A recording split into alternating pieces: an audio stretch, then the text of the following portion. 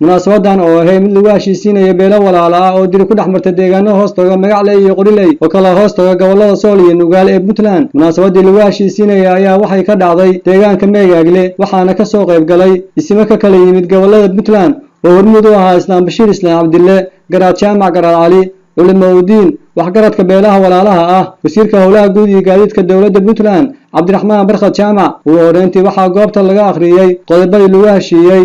waxaa labada beelood ku heshiiyeen kow magta in beesha Bahar Soomaali ay leedahay 49 nin iyo gabar magtood, in beesha Cumar Maxamuud ay leedahay 31 nin magtood. magtaas waa 100 neef oo geel ah midkiiba, halka gabadha ay tahay 50 neef. 3 neef oo jifida ah waa dhogor, gabadhana jifideedu waa 16.5 oo dhogor. magdheertuna tahay lacag qiimuhuna yahay hashii 300 oo dollarka Mareykanka ah, laguna bixin doono 3 sano. dhanka kale wasiirka howlaha guud iyo gaadiidka dawladda Puntland iyo gudoomiyaha degmada Buurtinle ayaa iyaguna dhankooda sheegay in dawladda Puntland ay xanuun ku haysay dagaaladii ku soo laalaabtay deegaanka Cagaare. dawladda aan anigu matalaya ee dawlad goboleedka Puntland ee Soomaaliyeed anigu ummadii uma wada damaana qaadi karo, laakiinse madaxweynaheeda ayaan ogahay xanuunka ku haysay baan ogahay. mar walba intaan markaan is aragno wuxuu oran jiray maxaa dadka la kala siiyaa deeshaydaan maxaa laga siiyaa dadka aad bay xanuun ugu haysay. waxaan u maleeyaa maanta media hadduu ka arko inuu aad u farxayo. shirkaasi muddo dheer baa la sugayay wuxuuna ku dhammaaday guul iyadoo si fiican isku dhex galeen labadii beelood waqti dheerna ay wada joogeen. ilaahay waxaanu ka baryaynaa inuu noqdo kii miro dhala.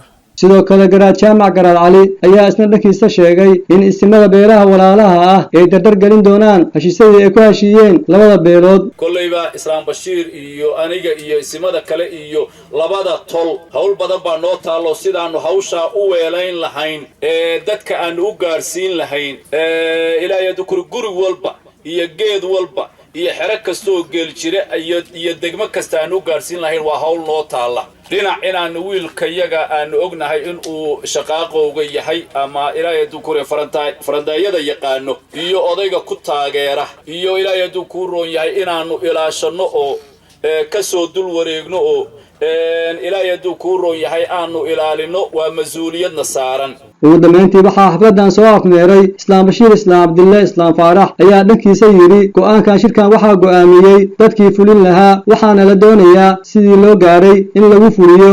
go'aankan halkan lagu gaaray cidii fulin lahayd baa go'aamisay.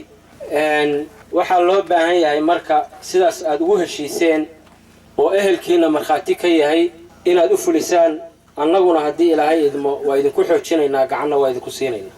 ilaahayna waxaan ka baryaynaa inuu idin fududeeyo. isimada aniga iyo Garaad Jaamac aanu ka mid nahayna aanu xoojino intaas dadaalkeedu hadduu isu tago waxaan rajaynayaa inaynu guul gaarin. ma markii ugu horeysay ee beelaha walaalaha ay diri ku dhaxmartay deegaanka Cagaare, balse shirkan ayaa la filayaa inuu noqon doono mid miro dhal ah. Mawlid Maxamed Kooshin, warbaahinta SBC, degmada Buurtinle.